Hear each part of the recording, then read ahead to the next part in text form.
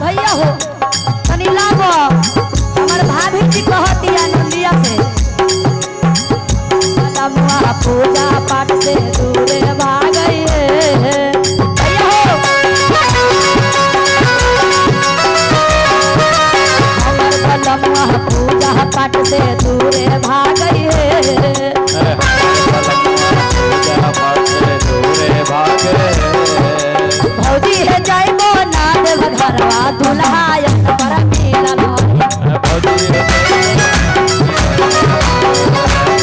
भौजी है जाइबै नहीं देव घरवा दुल्हा पर मिलल क्या बात है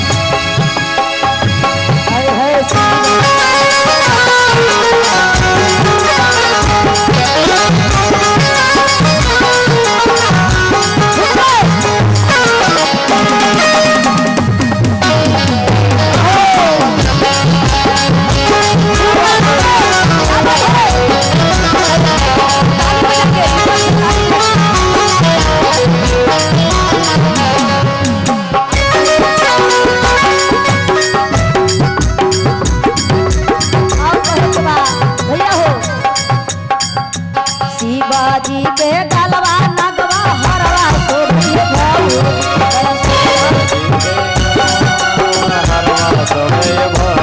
शिवाजी के गलवा नगवा हरवा शोभी है भौजी गरवा लगई भौज कर डोरवा लगई भौज करेला नेहुर के गोरवा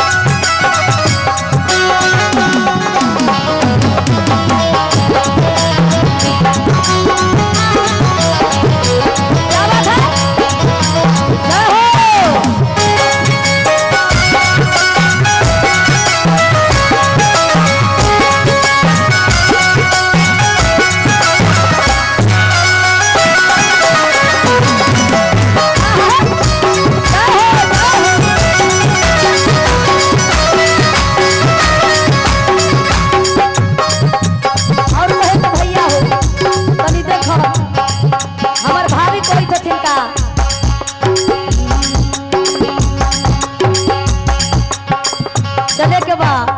पुरन के भाव में भौजैया कही थी नदिया से ये भाव से कहता रे भौजी देखा वैसे करी था तो हमरा अच्छा न लगी था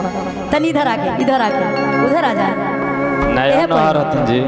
क्या बात है तो शिव जी के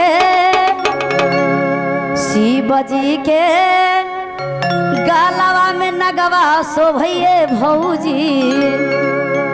आ नगवा शोभे भौजी आ मन करेला निहुर कहे गोरवा